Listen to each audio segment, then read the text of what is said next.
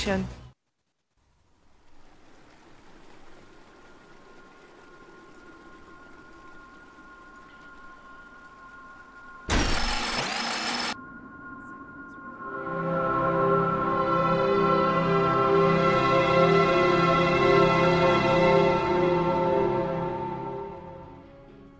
Reserve time.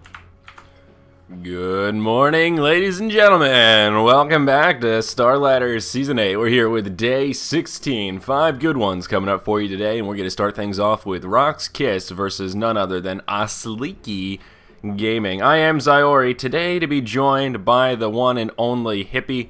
Hippie, my friend, how are you on this beautiful Monday morning here on the East Coast? It is pretty gorgeous, and I am, as usual, fired up, ready to go, and a little mystified that OSG kind of just handed RoX.KiS Elder Titan. But I will never be able to read their minds as much as I'd love to be able to. Yeah. Well, we did see some domination yesterday with that Bristleback Abaddon combo. That is one, I think the classic combo we always used to be afraid of was that Weaver Abaddon. And it seems Bristleback Abaddon is that new flavor of the week, and boy, is it dirty. That Bristleback can just go man mode. He gets those heals, those aphotic shields explode all over the place, and 10 seconds. Oh, it gets dirty real quick. I think yesterday we saw Bristleback man up into a 1v4 just with an aphotic shield, and he killed 2 before he had to retreat. And that was when Merlini and I said, wow, I guess this duo really is something to be afraid of. And I'm more surprised by the RoX.KiS bans. Both Huskar and Slark, just the new guys, not having any fun with them whatsoever. Loda been showing us that Slark is a little bit scary. We've seen a little bit of Huskar play, but not too much. Yeah, I was a little surprised to see the Huskar first ban. I think it's not necessarily that they think they're too strong. They're certainly both strong heroes, but that RoX just doesn't want to have to modify their playstyle to deal with the 2 new additions. I do like that they picked up Pugna, especially with the Elder Titan in there, giving, of course, with the Natural Order, Pugna just a little bit more late game than he would otherwise have. Yep, Elder Titan's still kind of that go-to pick, as you mentioned, Natural Order, even though Astral Spirit has been nerfed a little bit here in 6.79c, that vision and the damage at 20 across all levels. Still a very potent pick, and RoX.KiS do like to grab that Pugna on occasion. They have run it in the past a couple of times, and not surprised to see him scooped here. OSG off to a good start as well. Viper and Alchemist, 2 very powerful heroes. Alchemist in particular. And, well, Viper, that hero, he's been banned out quite a bit. We've been seeing him picked up a little bit more recently. And he's just so hard to deal with. Sort of a similar flavor to that OD. He's just, he's not fun for anyone on the opposition. No, absolutely not. And, you know, I have to feel like he might do okay against the Pugna, especially if they end up laning against each other, just because, first of all, we all know Viper's amazing in lane. But if you're afraid of Viper's physical attacks chasing you down, you decrep yourself, have fun eating all that damage that you're taking, especially if Viper strikes you during the decrep, that's going to hurt. It's going to make it very, very dangerous to use that decrep to protect. Yep, absolutely right. So we'll see how they want to lane it. RoX.KiS certainly have a lot of options. They can put Pugna mid, though. I guess we see Pugna really in that one position a little bit more frequently, and they knock down that first tower, usually in the safe lane, very, very quickly. Their safe lane, opponent's long lane. But we'll see. Again, RoX.KiS have a lot of options here. Both teams do, actually, with these open-ended drafts. Viper and Alchemist, both fairly versatile. Alchemist can play an array of roles, and Viper, again, we've seen him mid, we've seen him in that safe lane. He can be a little bit full of variety as well. Next set of bans, pretty straightforward. Also, RoX.KiS going to ban out the Visage as well as the Clockwork, and OSG going to ban out OD alongside the Lich. And while we have a moment here, Hippie, let me ask you about the Lich. What's your take on old Kel'Thuzad there? Do you think he's still as scary as some of these other picks, or do you think he's right about appropriate there as a 4th ban? I think with the evolution of, and kind of the incoming heroes like Bristleback, like Pugna, who have Pugna started making his rise right after 0.79, but Bristleback, of course, took a little bit longer to feed his way in. And with the fact that teams are now not wanting to deal with Slark and Huskar, yeah, I can see Kel'Thuzad slipping, especially when you have heroes like the Elder Titan, like the Alchemist, who are so very potent and versatile that people are really looking to pick them up in that first phase, and they just kind of leave the Lich for later. Yep. Because what Lich gives you, you know, that complete lane control, it's sometimes hard to translate that into a victory. Yeah, that's very true. And his win rate since 6.79 is actually, I think, almost exactly 50%. It might be like 49.8 or something, like 1 or 2 games difference. So statistically, he is not a match winner. He's just okay. He's not a match loser either. He just he keeps you steady. He gets you a little bit of an advantage, but if you start to fall behind, very infrequently do we see that Chain Frost start to take over. So I definitely agree with you, though, my friend. I'm not the biggest fan of the Lich these days. He certainly can be a solid pick in some lineups, but not the end-all, be-all of supports, kind of like that Visage. He is still just unbelievable. Yeah, and I think if you want to talk OP Ice Ultimates, you got to give it to the Crystal Maiden, especially with what we saw Puppy do, like, what, half a week ago? Oh, yeah. Salvaging that game with that pair of Crystal Maiden Ultimates. That was such a cute clip that somebody pulled out of me freaking out. Oh, my God, Puppy with the Ultra Kill! Ah! I was going. That was really exciting, though. That was just one of those epic ults where Puppy was, man, he was just spot on. That really was, that was awesome. So RoX.KiS going to grab themselves Earthshaker here, and a lot of magic damage. He does pair nicely with that Pugna. You can do that Decrep, Nether Blast, Fissure combo to, well, a pretty high degree of success. We've certainly seen those two paired together, and it is a little bit scary. Earthshaker also good for a bit of anti-push, though OSG don't have a particularly potent pushing lineup. Still one thing that he brings to the table. OSG going to grab themselves the Naga Siren to go with their Crystal Maiden. So, alas, it looks like it could be a one-position Alchemist. And, well, we get to see Naga Siren. She doesn't get a lot of love these days, so I'm a little bit excited to see how OSG use her here. Yeah, I mean, I think mostly the ultimate for the counter initiation, especially with the Elder Titan and the Earthshaker present, she's going to be very valuable to kind of slow down that fight and let OSG reset things. And it could be either a 1 or a 2 Alchemist. Both the Alchemist and the Viper could be either 1 or 2 position, depending on what RoX decides to put in the mid. I think is going to determine what OSG wants to do. But what that does mean is that RoX is very safe to just ban out offlaners, because at the very least they know that that 5th pick has to be the 3 position. There's no one else that's going to run that unless OSG does something very weird. Very true. And they've already banned out the Clockwork, which I think was a great choice. Bounty Hunter could be a possible final ban for him here. I think he'd work well with this OSG roster. And Doom actually wouldn't be a bad ban either. He can play that off lane, and that Doom Alchemist combo has been just a little bit more popular since the Hand of Midas nerf, because of course both Alchemists as well as the Doom have that sort of built-in Midas function. And if you get both of them on the same team, you sort of just have that natural farming edge, and we certainly have seen teams do that. But here we go. RoX.KiS going to grab themselves a Clinks for their 4th pick. 5 seconds remaining. Yeah, I mean, Clink's someone, we still see him on and off. Some teams seem to really like him, some teams don't. But ever since the .79 changes to those Searing Arrows, he's obviously a whole ton more viable, especially against BKB carries. So if you're going to have, I mean, you're going to have probably the Viper and the Alchemist if they're both farming, eventually building BKBs. So the Pugna might fall off a little bit, but that Clinks, man, he can just annihilate people, especially the squishies like Crystal Maiden, Naga Siren, and the early Viper, before he tanks up a little bit, they can just get absolutely destroyed. And Alchemist doesn't have that much armor early either. So a lot of people are going to be very, very vulnerable to the Searing Arrows in the early mid-game until they stack up maybe some armor auras, maybe a mech, something to help hold that off. Absolutely right, my friend. So we'll see what RoX.KiS want to ban out here. They do have plenty of reserve time. And again, Bounty Hunter could be an option. Wind Ranger might not be a bad option here as well. And I like that I call Lich Kel'Thuzad, but now I'm sticking to my Wind Ranger guns. I'm all over the place. Doesn't make any sense. Even Furion wouldn't be too bad here for OSG. So still a couple scary heroes in the pool for RoX.KiS to ban out. And they are going to take their time thinking about it. I think Furion would actually be really nice, because if you have RoX doing their whole... Aside from... The one problem with Furion is that if he gets baited into a specific lane, Clinks can really, really wreck him. But if you know where the Clinks is, and you know the Pugna is off pushing somewhere else, being able to get that kind of counter pressure out with Furion would be really, really valuable, I feel. Yep, a little bit of Rat Dota. They're going to ban out the Timber Saw. Last ban. They didn't take their last ban. Oh, wow. They ran out of time. They ran out of time. Wow. Well, I guess not the end of the world here, but wow. That is a little bit interesting. Well, if OSG want to grab the Furion here, I imagine RoX.KiS will want to grab a Nyx Assassin for their final pick. He just works so well to shut down the Rat Dota style of that Nature's Prophet. But, they are going to go with the Mirana here. So this is a little bit interesting. Probably going to be that off-lane Mirana, and the tri-lane with the Alchemist, Naga, Crystal Maiden, Viper in the mid. That's the best I can reason it, but an interesting choice. I think you could, if you really want to shut down the Pugna, run a Mirana, Naga, Crystal Maiden aggressive tri-lane. And that could be particularly brutal. Between the freeze and the net, you'd have no problem setting up the Sacred Arrow. Yeah. And, I mean, your one problem with that would be Fissure, because Fissure could really, really screw up your kill attempts. But you do have double range. If you catch someone out of position, it's going to be very hard for the Fissure to cut you off completely.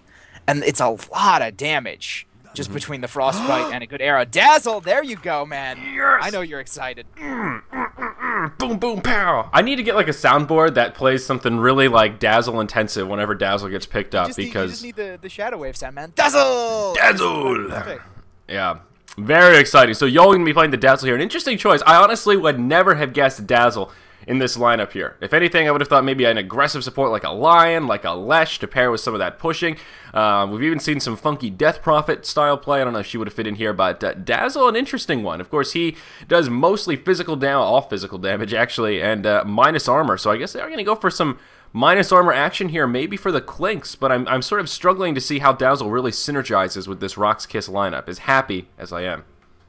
I think it's most likely to kind of augment their early push power and make you afraid to push, especially with the fact that Weave got its rebalance, so it doesn't have the constant armor tick per second, but does have the constant duration now. That's 20 seconds in the mid-game. I mean, if he can... I really feel now you can take Weave at level 6 and have it be useful, especially if you're pushing early. Because as soon as you have Weave on you and it's been ticking for a few seconds, there's no way you want to engage to try and stop a tower push. So even though there's this kind of, you know, pretty decent mid-game coming out for OSG between, you know, the Alchemist Acid Spray, you have the Naga to kind of set up fights, you have the Viper to chase people down, plenty of damage coming out from the Crystal Maiden and the Mirana, you still don't want to engage into that Weave. And when it's on you, if it's been on you for even 5 seconds, you already have to be afraid. And you know that you have 15 more seconds of building up and just getting worse and worse and worse for that Clinks to tear you apart, especially combined with Natural Order, dude. They're going to have so little armor available. Yeah, bruh. So I just think they'll be terrified to try and defend any towers. Yeah, no, I agree. The Weave is one thing that, I mean, I want to say undervalued, but maybe a little bit. Now, I think I do agree with you that at level 6 it is a bit more viable than before with the constant duration. And interesting. We'll see how it works out. Of course, we are going to move into a pause here, and we will get things going. Looks like Scandal will be in the mid lane on that Clink. Sadoy will be offlaning the Elder Titan, so it will be a try with the Pugna in the 1, and it'll be supported by Earthshaker as well as Dazzle. Oh, man. You know, I had chili for breakfast, and that was a mistake. You don't want to eat really spicy food before you have to cast, because the mucus membranes, man, I feel like I have a cold all of a sudden. I'm all mucusy because of all the capsaicin. It's no good. It's really no good. 0 out of 10 would not recommend.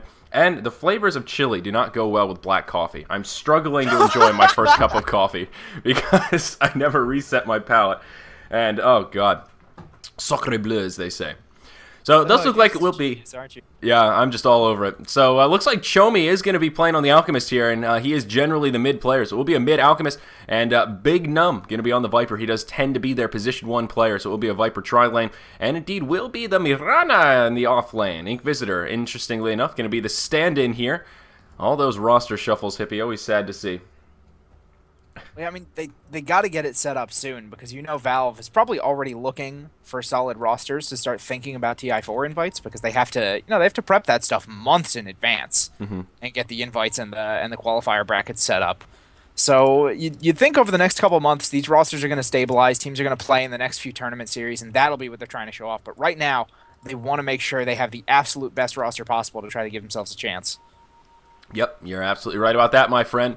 So let's see how these lanes are going to go. Let's go ahead and introduce our rosters here. We've got OSG on our Radiant side. We just Zit going to be supporting on the Crystal Maiden down here in the bottom lane. Obi-Wan Banan going to be on the Naga Siren supporting down here in the bottom. I shouldn't laugh at his name, but it's just funny. Obi-Wan Banana? Is that what it's supposed to be? I think he wants you to laugh at his name. I think that's giggle? The whole point. Obi-Wan Banana? Obi-Wan Banan. You know, one of my friends on Steam, his name is Hamburglar Banana, and he thought that was the funniest thing in the world, and this is surprisingly similar. I'm going to have to tell him about that later.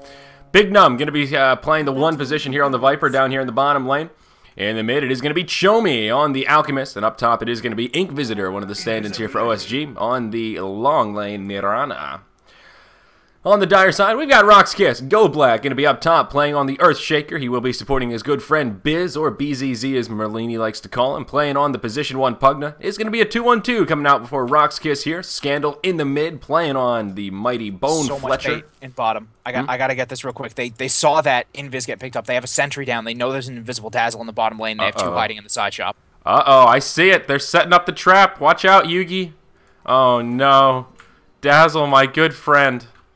Yol going to be on the Dazzle, and he's going to be in some trouble here. Sadoy going to be in the Elder Titan. Oh, gosh. Yol going to walk right into it. This couldn't be worse for the Dazzle. He did skill Grave first. He's going to get it off. Are you going to show us what Dazzle's all about, buddy? Of course, he doesn't have heal to get back up that poison. Maybe going to tick him down. One more auto attack! Yo, he's gonna do it. That is the power of Dazzle right there, Hippie. Oh my good gracious. Are they gonna turn this around for a counter first blood? They are! Sadoy gonna finish off the Crystal Maiden. Oh, Dazzle, my lovely, lovely troll. You have done it, my friend. You have shown the world what makes you so powerful. Well done. Well done indeed. He is the luckiest man ever that last poison dot didn't take him down. It wore off just as the grave did. But that was pretty great. They actually knew they were there. It's kind of funny that OSG got the pause off right before that happened because RoX used it and they started pinging out the Naga because she was visible through the fog. And you saw Yol starting to position himself and then getting attacked. It's like, oh, crap. They know I'm here. But it worked out, man. Great presence of mind by Sadoy to realize all the spells were down. Nothing coming off cooldown. He had a ton of damage from that Astral Spirit to just wreck people with. Absolutely. Now, while that was happening, simultaneously, Mirana did fall in the top lane, pardon me. I think Pugna was the one to pick. No, Earthshaker actually got the last hit, but it seems to be just that combo that I was talking about in the picking phase, the Decrep with the Nether Blast, and that long-range Fissure. If Ink Visitor isn't totally topped off, that's kind of enough for a one round of burst, so they were able to pick him off already. Of course, we did miss it. So, Dazzle here, gonna try and contest that rune, and of course it is gonna be top. Will be a regeneration going the way of old Clinks here. In the mid lane, let's look at the CS score. Clinks sitting 4-2 against the 3-2 Alchemist, so both struggling, I guess you could say, a little bit here in the mid lane, but Clinks getting the slightly better of it. Alchemist, 2 points in Acid Spray here, sitting at level 3. And oh, this poor Mirana needs to be a little bit careful here. Biz harassing her back. I thought they may try and set up another kill. She has to be really careful. Okay, she's going to put off herself, but I'm with you, man. That is a deadly, deadly combo coming out. Fissure, Decrep, Nether Blast. So much damage. And one of the nice things is if you get the Decrep, Nether Blast, she has to hold the leap most of the time, as long as Goblack is in any sort of decent position, because the leap has such a short range at level 1. Yeah. And because the Fissure can easily snipe her off with its absolutely ridiculous range. They're just going to go for it right here. And look at that. I mean, that's just one rotation right there. Going to take her down to 130 hit points. That is scary. And now that she's out of regen, not a lot of options for Ink Visitor here. He's got to play so cautious. And even just a Fissure with a couple auto attacks could probably finish her off. Of course, Earthshaker is low on mana. He's out of clarities now. Really good game sense from Yol. Knowing, basically, he figured out that because they knew he was invisible at the beginning of the game, he knew they had to have a ward right around here or somewhere. So he just got that counter ward off and blinded their rune vision for the next 3 minutes. Nice. So no rune vision for the Radiant team now. Yep. Beautiful. So, they are going to hold true with this 2-1-2 on the side of RoX.KiS. Yol is going to stay down here in the bottom lane with Sadoy. I guess Dazzle doesn't bring too much to that Decrepify combo they have up top, so it does make sense for this 2-1-2. And he's just going to be supporting away. Right now, Sadoy doing okay in last hit, sitting 12-2. Most importantly, though, they are trying to deny the farm of this Viper, and not too much avail. He is sitting 15-4, actually the last hit leader, but still forcing this Viper to be contested, I suppose. Not going to leave him in free farm heaven. Up in the top lane, though, Goblack in big trouble. There's a rotation from the OSG supports. And that's going to be an easy kill. Coming out onto the Earthshaker. That combo that you were talking about would pair nicely with Mirana. Well, going to be used to finish off poor Earthshaker there in the jungle. But Scandal coming in. He's going to try and pick up a kill onto Ink Visitor here. Searing Arrow is going to come out. And Ink Visitor going to be in big trouble. Down he goes. That'll be a kill coming out here for Scandal. They're going to continue on. Crystal Maiden taking a lot of damage. Pugna just going to solo him down. Oh my god, not even an auto attack coming out from Scandal with that haste rune. And that is going to be a 2-for-1 swing up in the top lane. They'll be happy to trade that Earthshaker for a kill on the Mirana and the Crystal Maiden.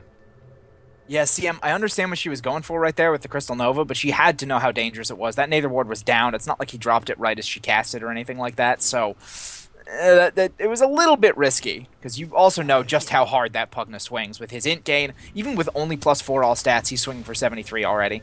Down in the bottom lane here, Big Num getting dove on Sadoy, going to be able to finish him off. That's the power of the Elder Titan, although it may cost him his life here. One more tower attack, down he goes. Crystal Maiden going to finish him off with that Crystal Nova.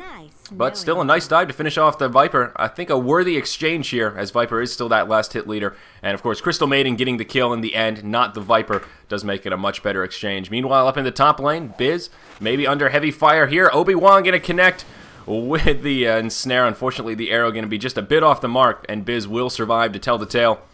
Probably would have been a kill if that arrow connected, but alas, just a little bit too far to the west. I don't know, man. It would have been really dangerous for Inquisitor to try to go in with only 200 life and with an Earthshaker right there with his level 2 Fissure. It wouldn't have instantly popped him, but if Biz wasn't stunned for quite long enough, it just would have been one auto attack afterwards. It might have ended up being a trade. They probably would have gotten the Pugna just from all the damage he would take, since he's not exactly the tankiest hero. But I'm not really sure you want to risk, you know, trading your Mirana. I don't know. Well, no, you trade the Mirana for a Pugna in a heartbeat. I was starting to think the other way around. I was like, wait a minute. Yeah. Offlane Mirana, one position Pugna. Oh yeah, oh yeah, they'd be happy to take that trade. Last hit's not really doing that well. He's only sitting at 20 and 9, and for somebody who's been given this level of farm priority and who's had such a strong lane combo as well as his base damage, you'd think he'd be doing a little bit better. I don't really know what's going on up here. Yeah, well, he's going to get a couple more with that Nether Blast. Some of it though is that they have been involved in these kills. He is 1-0-1 right now, so they have put a lot of stock in trying to set up these kills and not farming. So that has hindered his last hits a little bit compared to a true free farm environment where you can just focus purely on the creep wave. But he's doing okay. He's holding steady, only trailing by 4 compared to the Viper, his counterpart down bottom. And Viper, going to be under heavy assault here. Yol going to come in. He will throw that poison touch. And, well, Viper going to survive as he moves back into the trees. Up in the top lane, though, Go Black in big trouble. There's a 4-man rotation up to the top lane, and that'll be the end of the Earthshaker. Chomi going to move out of the mid, and he will start it off with that unstable concoction. Going to make for easy follow-ups there. Still no points in Greevil's Greed from that Alchemist. Not going to go for a greedy build here. But, well, I guess that makes sense in that mid position. I still like that one early value point. I think at this point, 1 point in Greevil's Greed is better than that 3rd point in Acid Spray, but that's just my humble opinion. Probably, but he does look like he's maxing the concoction first. That's something, I think Merlini was saying that a couple days ago, that he thinks concoction is just so incredibly unbelievable, and he has no idea why people don't max that first. I'm pretty sure Bulba, it was Merlini. actually. Was it Bulba? Merlini agrees wholeheartedly, but that was Bulba who said it on the morning show. I can't remember which of these great players tell me these things. Down in the bottom, Yol and Sadoy going to be in trouble. Shallow Grave is going to be used on Sadoy. That'll let him go man mode. That'll finish off the Naga. One more auto attack on the Big Num after this. Not going to find it. If only there was a poison touch on that Viper. That would have been a kill. But Yol not going to have the mana for it. No magic stick on the Dazzle either, so he's not going to have that bit of reach. Oh, yes, there it is. Did he just pick it up, or... maybe no charges, so either he had already used it or he just picked it up. I think I'm just blind. I might have been looking at one of the other inventories. But so they will at least make it a 1-for-1 Naga for the Elder Titan and almost finishing off that Viper. It was a close call. It was a close call indeed. Bottom tower is under attack. Let's talk about this mid lane a little bit, though. We've not paid too much attention to Scandal as well as his counterpart here, Chomi, on the Alchemist. And they are pretty even in farm. 30-9 on the Alchemist versus the 35-4 on the Clinks. And an Invisibility Rune going to go the way of Mr. Chomi as he is starting to stack up these Ancients. Look at this. Going to use that Acid Spray. And he's been slowly ticking him down here. So I guess that's why that extra point and Acid Spray is going to be deemed worthy here. Certainly going to make plenty of the farm, even without Greevil's Greed. But yeah, on that point of concoction, absolutely right. Both Bulba brought it up, and then I said it to Merlini, and he was like, oh, I 100% agree with that analysis. Unstable concoction is just ridiculous. That wasn't a very good Merlini voice, but... That was a pretty bad Merlini. Yeah, that was just that was my professor voice. I was pretending Merlini was a college professor and then emulating him there from my fantasy of Dr. Merlini.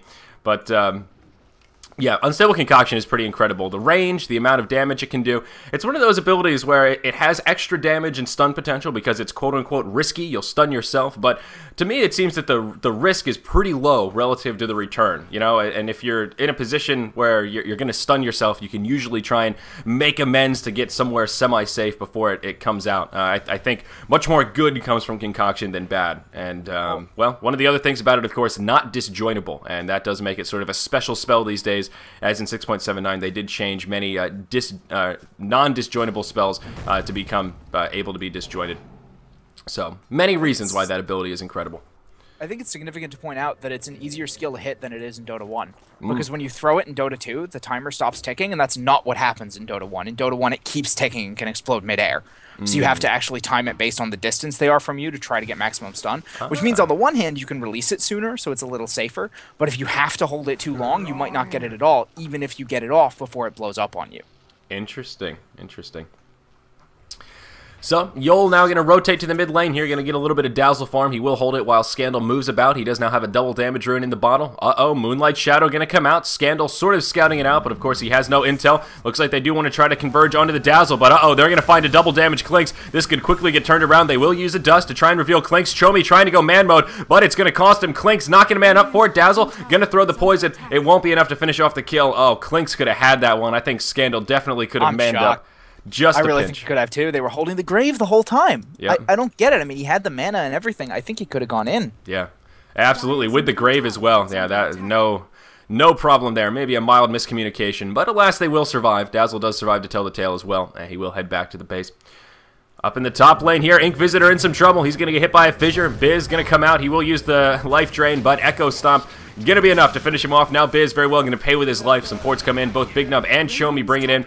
But Pugna going to use a Q. He'll finish off that tower before he goes down. Go back, trying to head for the hills, but Obi-Wan Banana, look at the path walking. He's just going to stay at the top. Whoa, Go Black going to find his way around, and he will escape. Clink's now going to go in. He's going to finish off the Crystal Maiden, trying to catch Chomi here. Do they have another dust? No, they don't. Oh, 1 second. Scandal going to get dusted here. Now he's going to have to run. Viper will get one auto attack off. That poison going to hold him back just a little bit. There's the ensnare. Scandal going to stand his ground for now. Now Dazzle going to come in. There's the heal. Poison touch going to be used on the Naga Siren. I think Naga's going to die from that poison. And down he goes. Clinks is going to fall. Yol will get stunned. Not going to be able to get that shallow grave off. Well played to crowd control down that Dazzle. And yes, the poison does tick down the Naga Siren. So a chaotic exchange, but all in all, I think RoX.KiS do come out ahead because they also did get that top tier 1 tower, which was not denied. So that will further their gold lead here. Now upwards of 4,000. Experience graph, fairly negligible, but a decent gold lead here for our dire side.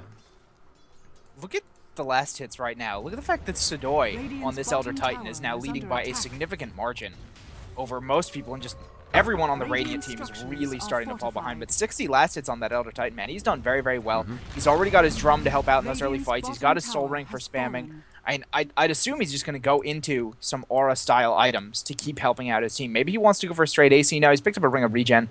Probably going to go for Vlad's, I figure, to help this early push with that pickup. That's just, I think it's very significant just how far ahead a lot of these heroes are for RoX. Yep, in the mid lane here, some initiation going to come Scandal's way. Almost going to survive, but Mirana going to get that Star Call off, or Starstorm, Starfall. What's it called? Starstorm? Yeah, Starstorm. It was Starfall, and then I turned it into Star Call, and it is now Starstorm. I got to get that. Priestess of the Moon. Oh, it's terrible. Princess of the Moon. Princess of the cheese. Priestess is a Blizzard thing. We are splitting hairs here, man. Priestess, Princess. Oh, God. But RoX.KiS now starting to hit this mid-game stride here at the 13-minute mark. They're going to continue knocking down these towers. Yol, he's going to be in a little bit of trouble here. That concoction not going to do quite enough, and he will be able to survive. And, well, this mid-tier 1 tower going to survive for now, but they did knock down that tier 1 down to the bottom. Tower count is 2-0. Arrow going to come in. Long-range arrow going to connect with Go Black, and he may be in trouble. The defensive decrep comes. There's that Dazzle Shallow Grave, and Go Black going to survive for now. Unstable concoction. Oh, the timing! The timing! It hit him right as the grave expired. Very well done by Chomi right there. That was pretty clutch. It was in fact very clutch. I do like that they're still keeping Scandal down. They've managed to delay his Orchid by a couple minutes. He would have had it a couple minutes ago without those previous 2 deaths. And the fact the Alchemist had his Shadow Blade and is making things happen with it before that Clinks was able to pick up his Orchid and just start going on kind of a rampage, I think is significant, because if he'd had that a couple minutes ago in these previous couple of fights, probably very, very different results with that silence and all that extra damage. Absolutely agree with you on that front, my friend. An item that does need slowing down you're on the opposition against an Orchid carrier such as Clinks. Scandal here looking for an opportunity to maybe catch that Alchemist off guard, but is just going to take the stack instead. He will be forced to Skeleton Walk away as Naga posts his head forward. Was that ability always called Skeleton Walk? I feel like that was a Wind Walk at one point. I think in the very, very early stages it was Wind Walk, but so were a lot of other things, and after a while, there was, even in Dota 1, like a disambiguation sort of thing with a lot of the stuns, or a lot of the spells that shared names. So that may have been a Dota 2 change, I can't quite remember, but it may have also been done previously in Dota 1. This is a very, very early Roshan, and I don't think I can blame them for this. They got the natural order, which actually, oh no, it doesn't affect Roshan. How silly am I? Oh, you silly Willy. I'm so silly. It does not. I'm still going to take him down pretty quick. They sure are. He is going to fall, and I don't think OSG are even wise to it. Nope, they've got no ward coverage. Looking at their cam, they have no idea. They know everyone's missing, and they are going to smoke up into the Radiant jungle, or the Dire jungle, pardon me. They've got sort of the right idea. Everyone's missing. There's trickery afoot, but alas, they do guess wrong here, and Roshan is going to fall. Arrow going to fly into the pit, not going to connect with anyone, but the wraparound still could come about here. Looks like Clink's going to walk up the high ground, and oh no, that's going to be a dead Clinks. There goes that Aegis they just picked up. They did throw down a sentry as well. Clink's going to come right back, though. I guess of everyone to walk up that hill, Clinks was best suited for it if someone was going to do it, as it did just cost him the Aegis. But, well, still a nice little bit of experience and gold boost there. And Moonlight Shadow does get popped as they run away. And that is the end of their Tier 1 tower in the mid lane. Tower count is going to be 3-0 here at this point. At the 15-minute mark, though, we are all tied up 9-9. A nice 8,000 gold lead or so. Of course, most of that is tower gold. But as you mentioned, that is going to make a big difference here in these upcoming team fights as RoX.KiS are starting to pull ahead on the net worth chart. Orchid now complete. Necronomicon level 1 on the Pugna. And looks like Dazzle may be working towards a 4th staff with that Staff of Wizardry. The only 2 big items on the side of OSG are the Mech on Viper and Alchemist with that Shadow Blade. Elder Titan, by the way, is going mech, and he's practically got it. He needs about 200 gold for the recipe. Yep. So he's going to be the carrier instead of, I thought maybe Dazzle would pick it up, but he's picked up an Urn. Looks like he's getting a 4 staff. Yeah. Yep. So I think a mech coming out for RoX.KiS is definitely well advised here when they want to take these kind of early team fights. Arrow, living life on the edge there, y'all. A little close. Nice sidestep, though. But yeah, grabbing a mech, I think, going to be well suited here. And especially since Viper grabbed his early on, having that mech versus no mech advantage will give OSG a slight advantage in these team fights. And I think even though they want to sit back and farm a bit, they definitely can tango with these 5v5 team fights here. And RoX.KiS just stationed about this bottom tier 2. They're going to fly this courier in. That is going to be the power treads here for Mr. Clinks. And this tier 2 going to start taking heavy damage. Glyph not going to be up for another 10 seconds, but here we go. Naga Siren going to set it up with that Song of the Siren. They're going to try and line this up here. How do they want to do it? Arrow going to fly. That'll be off the mark. Not the best start. Earth Splitter comes, and Naga going to be in a little bit of trouble. RoX.KiS handling themselves very well. Biz going to get the Shallow Grave as he does take a lot of damage. Viper going to fall, as did the Naga Siren. Poison Touch going to come out. Echo Slam going to be used to finish off the Alchemist, and that's going to be a 3-0 exchange. And OSG were the ones with the setup. Oh boy, RoX.KiS really steamrolling here in this engage. Now we just Zik in a little bit of trouble. One more hit. Down he goes. Elder Titan going to follow him. That's going to make it a 4-0. And Inquisitor will head for the hills. Beautifully done by RoX.KiS right there. That was even without a mech hippie. Yeah, and it really, really didn't help that the Nether Ward was already down before that Song of the Siren went out. So when they all started casting their follow-up spells and starting everything up, they started losing a bunch of health. They were a little less tanky than they wanted to be. I don't think they noticed it. I'm pretty sure it was in the trees. I didn't catch the exact positioning, but I saw the bolts running out and just hitting a ton of damage onto OSG at the start of that fight. And the nice thing about having this Urn and this Dazzle is everyone on RoX is now just ready to go and keep farming. No one needs to go back to the well. The only person who's below half is the Elder Titan. He might back up a little bit, but that's mostly, I think, to pick up items while that courier goes out and buys some more important stuff. Yep.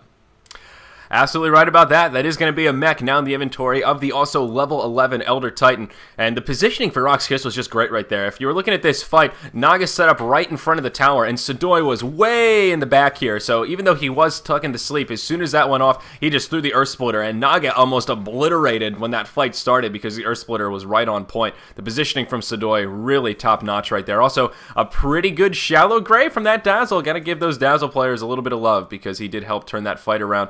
And well, he kept his buddy Pugna alive, and he certainly would have fallen. Following that successful team fight, though, that will be a level 3 Necronomicon, now in the inventory of the mighty Pugna. And Earthshaker now going to have his Blink, and he's going to use it right here. Going to engage on Shomi.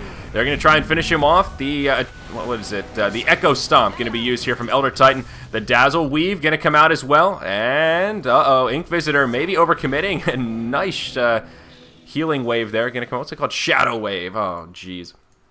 Going to come out, that will do a good bit of damage to Mirana. So some back and forth exchanging. Neither side going to be able to grab a kill here. But yeah, nice early blink on that Earthshaker. That really is great news for RoX.KiS, and one of the reasons he works well with these aggressive pushing strats, because with all that tower gold, that does translate to a pretty early blink Arcane Boots duo. Absolutely, and just having that not only just on its own, but combined with the natural order, combined with the fact that you can get some really good setup for that with Earth Splitter, can be very, very deadly. Especially if, as you mentioned, you talked about Sadoy's positioning in that last fight. If he, look at how far back he's sitting. He's just making sure he doesn't get caught in that Naga sleep, just like he did in that last fight. Every time he doesn't get caught and they have to burn the sleep on everyone else, they're giving Sadoy that free chance to set up the Earth Splitter. And if he gets it, followed by Goblak, it can be huge.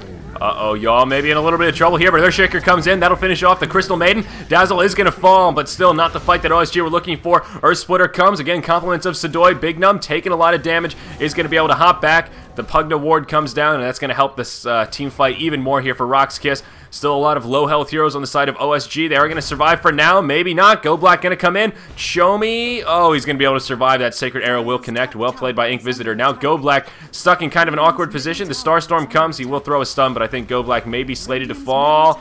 No, he is going to make the great escape, at least for now. Some ports coming into that tier 1 tower, and he is going to be able to blink out. Well played by the Earthshaker, living life on the edge, but does come out ahead. And they finish off this tier 2 tower in the mid lane as well. Total tower count now going to be 5-0 in favor of RoX.KiS, and a lot of low health heroes do make it away.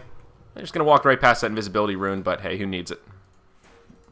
Klinks has his BKB nearly done. He needs about 200 gold for it, and I'm not totally sure how much that'll help, except to help him dodge the Mirana arrow and get focused down during the Naga sleep. Obviously, Naga is someone who's very, very good against a BKB carrier, just because if you can get off that that net or the sleep net while they're BKB'd, the one advantage that he'll have is he'll be able to purge off any dust that might be on him. But if they use sentry wards to spot him while the sleep is running, I think that actually might cause him a little more danger than anything else. I'm not sure. Maybe I might have liked him to go for more damage, like an MKB, as opposed to that BKB. Yeah, we've definitely seen instances where a BKB, especially if there's only one on the field against a Naga Siren, can be a bit of a double-edged sword, because if Naga pops that ulti and you're the only one there in your BKB, yeah, sure, you're immune to damage, or immune to magic, but you are that lone target, and everyone just really sets their sights on you, and, well, can be a bit difficult here. Sadoy trying to grab that invisibility rune, and he is not going to be the one to grab it. It will get denied. He's going to pop his mech, but he is going to fall. So unfortunately for Sadoy, he was just setting up shop there above that rune,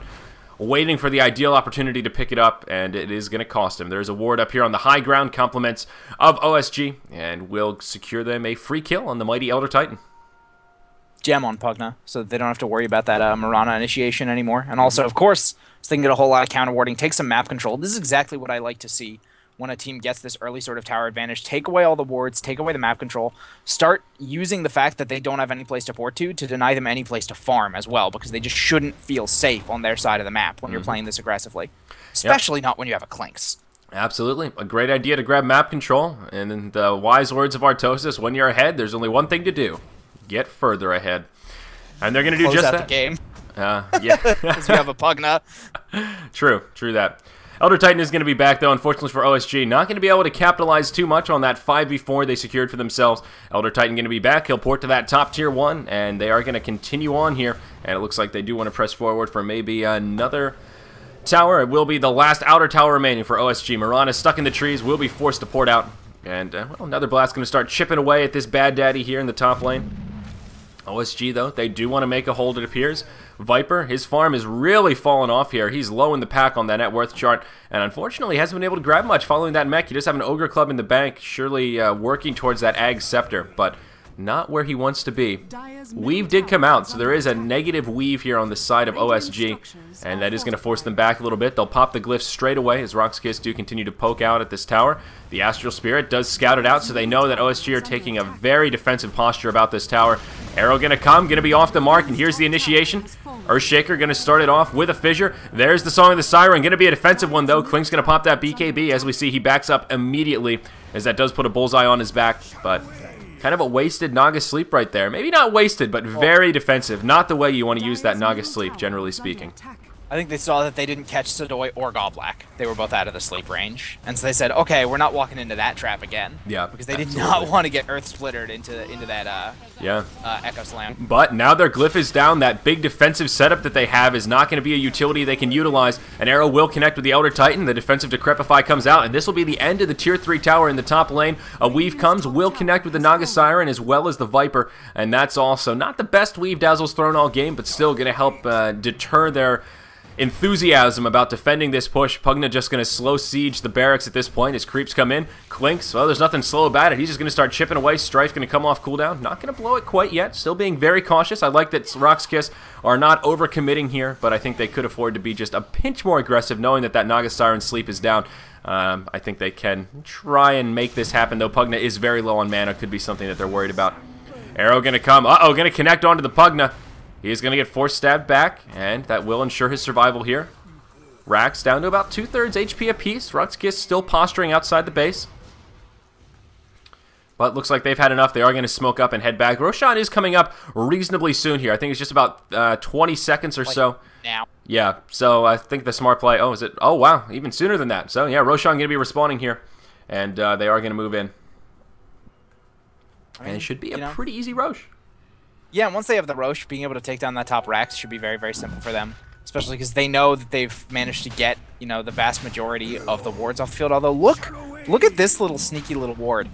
I think that's probably how they had vision of Sadoy hanging back in the Naga sleep, and they knew exactly where he was positioned. That gives a lot of vision. I'm pretty sure, yeah, because it's on high ground, so it sees over all the trees and everything. Like, that is higher ground than anything else on the map. You will not get blocked by anything. And I think that's why Mirana left into the trees, was to place that ward. It didn't occur to me until I looked at it right now. Yeah, no, that's definitely for all their wards. Yeah, that's definitely why. That's interesting. I think we've seen that ward once or twice, but an interesting spot really does give a lot of vision. And yeah, against the gem, that's really a good placement. So with that, though, Roshan is going to fall, and completely uncontested. That will be second Rosh going the way of RoX.KiS. Klink's now transitioning into a bit more of a hard carry build. Does have the Crystallis for a little bit of crit action.